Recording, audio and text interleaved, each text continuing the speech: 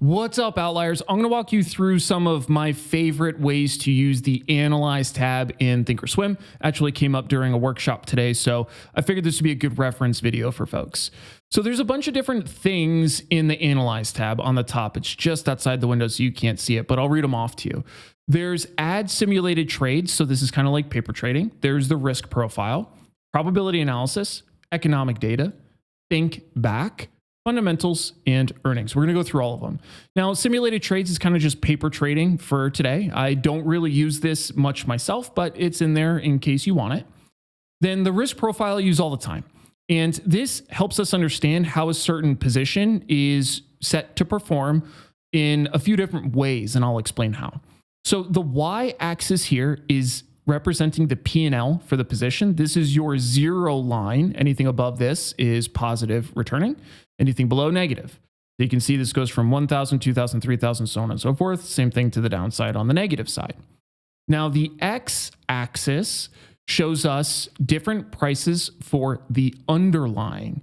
So you'll see it's essentially just increasing from left to right. So you can zoom this in or out as you want. As you can see, just by clicking and dragging, I can change the scale of things. So I can compress things down super far, or I can spread them out so that they make a little bit more sense for what we're looking at. So that's this.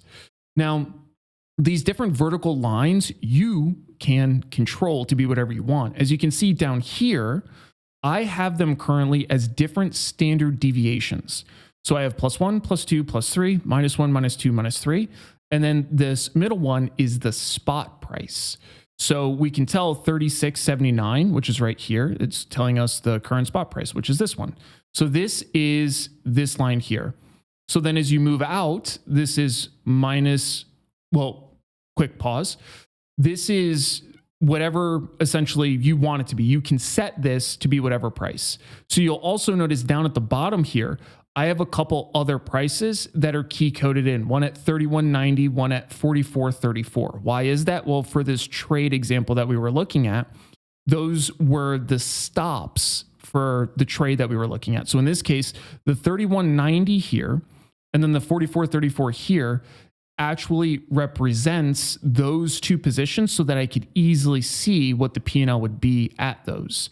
So then in order to find the +1 and -1 standard deviation, you have to go out here and here. And you'll notice it gives you the probabilities up here, right? So this says 15.85%. This says 15.87%. So it's automatically giving you the probabilities on top of them, and then so on and so forth for the rest.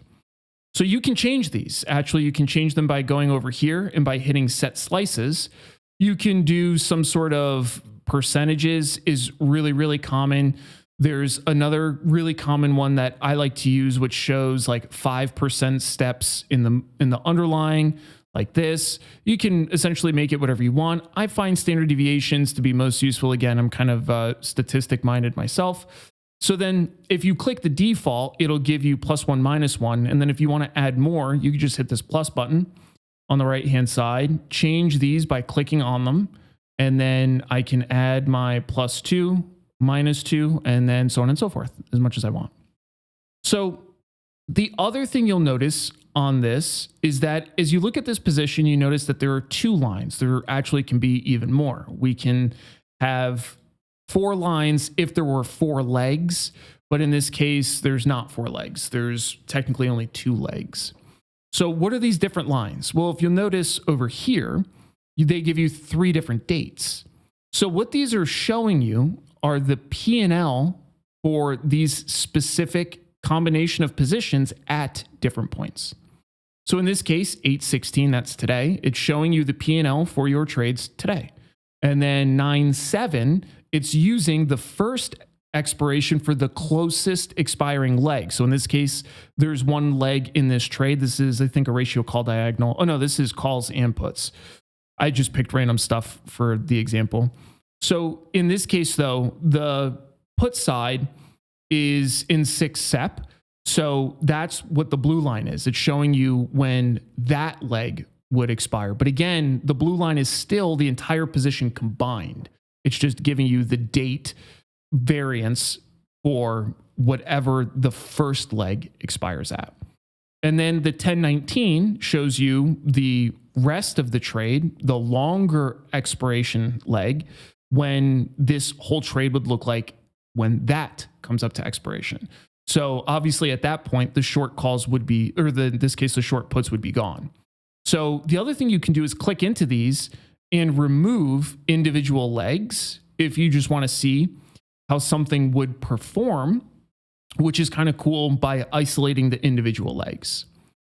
A couple other notes, you can change those different lines. You can do it based on the passage of specific days, changes in volatility. It's really up to you.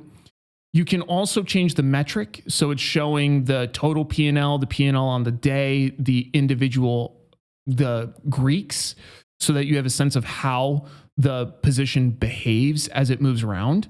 Now, for probability mode, I like to use the probability of a touch, because for most of the stuff that I use, it is predicated on management as things get to different levels, which is based more so, again, on touch. Because when we look at probability of in the money or out of the money, that really refers to at expiration. So I typically will use touch. And then the probability range is adjustable. So this is using a 1 standard deviation range. You could do 2 standard deviation or 3 standard deviation ranges. And then you can also use different times, again, based on the steps that you're using for the date up here. So you right now, it's defaulting to the long leg, the longest expiration leg as the ultimate date, but you can change that if you want. So you'll notice as I hover over it and move around that in the middle, it shows you the price at the P&L of the underlying. So that's what it is right in the middle. Then down at the bottom, it shows you the price of the underlying. And then on the left-hand side, it shows you the P&L at those different points in time. So then down here, you'll see it shows you the position delta, gamma, theta, vega for each of those points. And then it also shows you the P&L for the individual day for open, what the net liquidity would be, and then the expected margin requirement. So there's a ton of details in here. Now, a couple other small things. You can tinker with the interest rate down here, or you can lock it so it doesn't change. You can change the volatility pricing models. So you can use kind of their proprietary method that they kind of adjust slightly. You can use binomial, Black-Scholes, whatever you want. You can group the symbols into different things. There's literally a ton. The other thing that's really cool, a lot of people don't know, is you could look at the entire portfolio as compared to one individual ticker, which is kind of nice. So another note here is that if you click this little cog on this side over here, you can change the stock price in here as you want, or more importantly, you can change the volatility. And if you hit this thing over here, more parameters, you can change the volatility for individual legs if you want. This just helps you see how things move. So that's a general walkthrough of this. There's kind of some more quirky little things in there, but I think that's kind of a good overview. Now, probability analysis gives us a projection of future price. So in this case, it's taking the volatility of the underlying. So in this case, 77.36%. And then it's projecting out, in this case, a cone. So this is really a parabola. And it's using, again, a 1 standard deviation range. Now you can change this to be from probability of touching to be the probability of in the money. And then you'll notice that our little crosshair has 2 numbers on it. So it's showing you the probability above and below whatever number you're hanging on. So what that means is on the y-axis is the price of the underlying, and the x-axis is the date. So this is date 0 today, and then this is 10 days away, 20 days, 30 days, 40 days, 50 days, so on and so forth. And then this is showing you the price of the underlying. This is obviously showing you essentially where the current spot price is.